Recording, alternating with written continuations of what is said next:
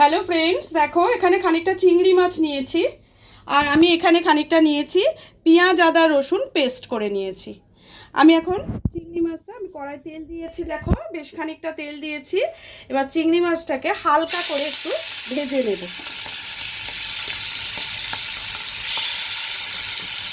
বেশ অনেকটা চিংড়ি আছে আমার এখানে, খানিকটা আমার বাড়িতে ছিল, একটু মাঝারি সাইজটা, আর ছোট চিংড়ি আমার আজকে নিয়ে এসছে তোমাদের দাদাভাই, ওই জন্য সব মিলে প্রায় 700 গ্রাম মতো চিংড়ি মাছ আমার কাছে রয়েছে। আমি মাছটাকে একটু খুব কড়া ভাজা করব না, কারণ চিংড়ি মাছ খুব কড়া ভাজা করলে সেটা শক্ত হয়ে যাবে। এটা হালকা করে ভেজে নেব।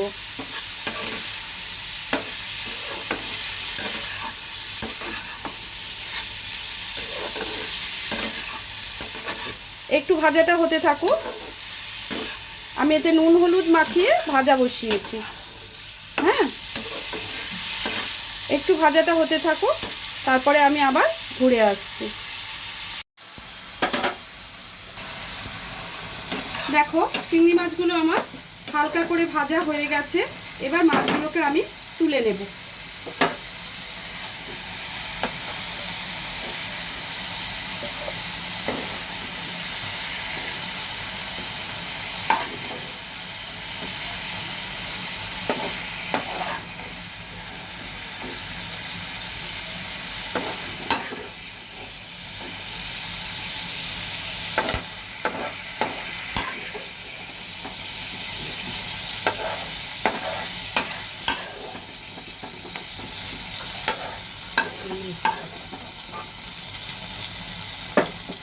দেখো মাছগুলোকে আমি ভেজে তুলে নিয়েছি।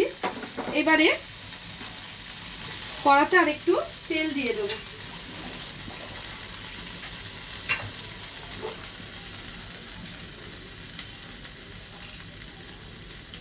আরও 2 চামচ মতো, বড় বড় 2 চামচ মতো তেল আমি কিন্তু এতে দিয়ে দিলাম।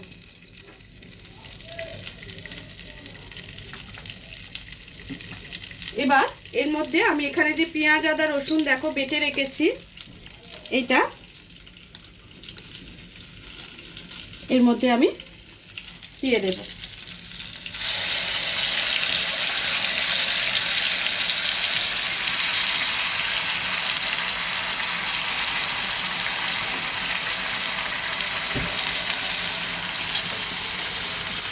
এটাকে ধুয়ে বাকি মশলাটাও দিয়ে দিলাম।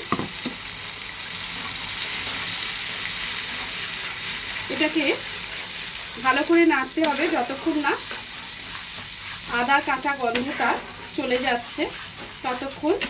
এটা পেঁয়াজ আদা রসুন সবগুলো যখন ভালো করে কষা হয়ে যাবে, তারপর আমি গুঁড়ো মশলাগুলো এর সাথে দিয়ে একটু কষবো।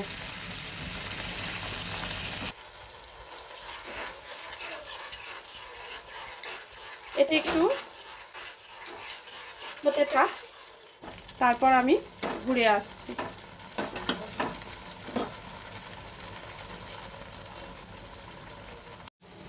দেখো পেঁয়াজটা কিন্তু আমার অনেকটাই কষা হয়ে গেছে।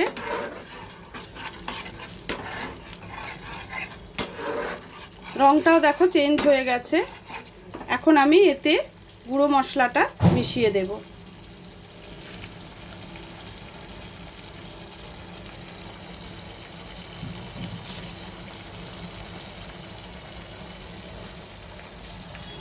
এখানে দিচ্ছি দেখো হলুদ আর কাশ্মীরি লঙ্কার গুঁড়ো, আর দেব পরিমাণ মতো নুন।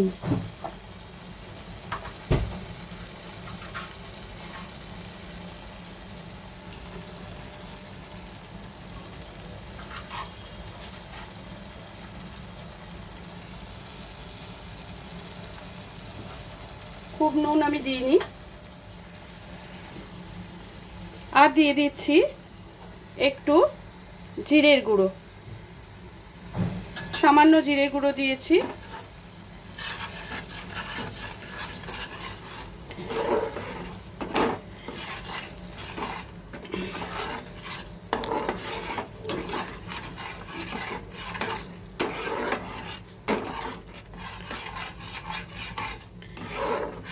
ভালো করে মশলার সাথে এগুলোকে মিশিয়ে দিলাম।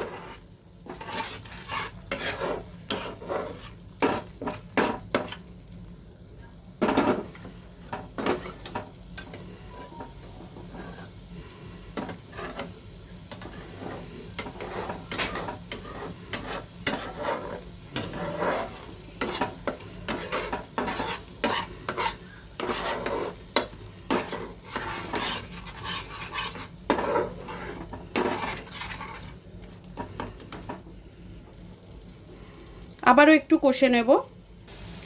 দেখো এটা দিয়েও বেশ খানিকক্ষণ কষে নিয়েছি। এবারে একটু টমেটো পিউরি আমি এতে অ্যাড করে দিলাম। তোমরা ইচ্ছা করলে টমেটো পেস্টও দিতে পারো, আমি এখানে টমেটো পিউরিটা অ্যাড করেছি।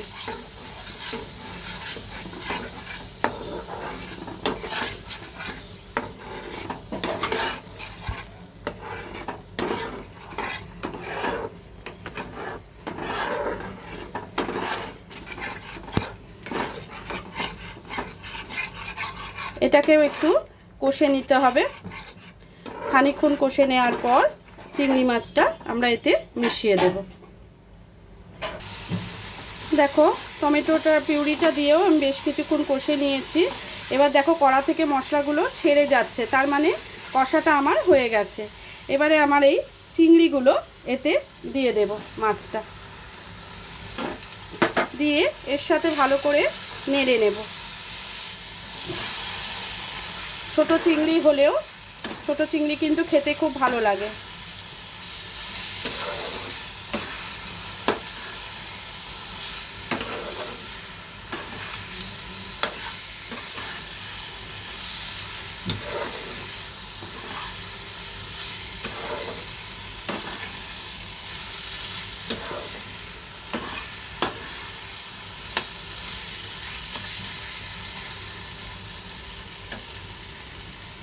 এটা একটু কষে নিয়ে এতে আমি খানিকটা নারকেলের দুধ দিয়ে দেবো।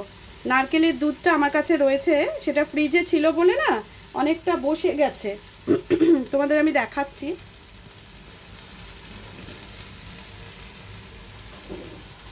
এই দেখো এটা অনেকটা বসে গেছে।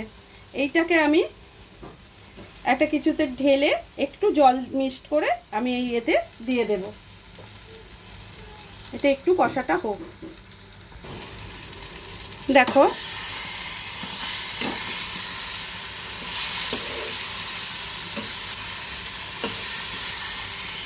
এবার এর মধ্যে দিয়ে দেব নারকেলের দুধ।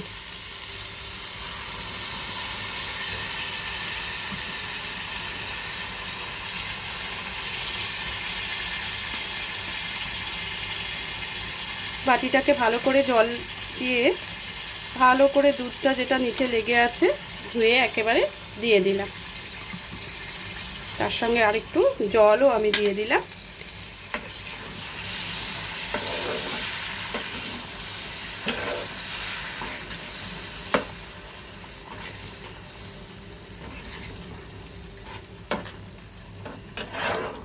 খুব চটজলদি রান্না, খেতেও অসাধারণ, কিন্তু খুব তাড়াতাড়ি রান্নাটা হয়ে যায়। এই হলো ব্যাপার। এতে কটা কাঁচা লঙ্কা দিয়ে দেবো।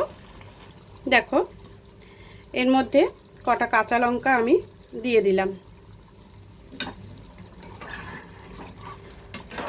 এটা খানিকক্ষণ হলে রেডি হয়ে যাবে আমাদের চিংড়ি মালাইকারি। ছোট চিংড়ির মালাইকারি।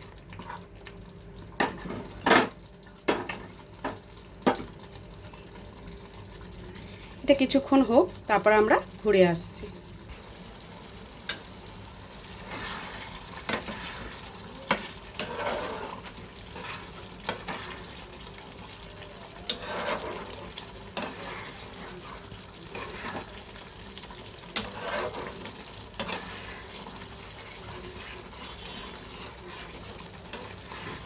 তাহলে রেডি হয়ে গেল ছোট চিংড়ির মালাইকারি। আজকে এটা আমি করেছি, তাই তোমাদের সঙ্গে শেয়ার করলাম। কেমন লাগলো তোমরা অবশ্যই জানিও।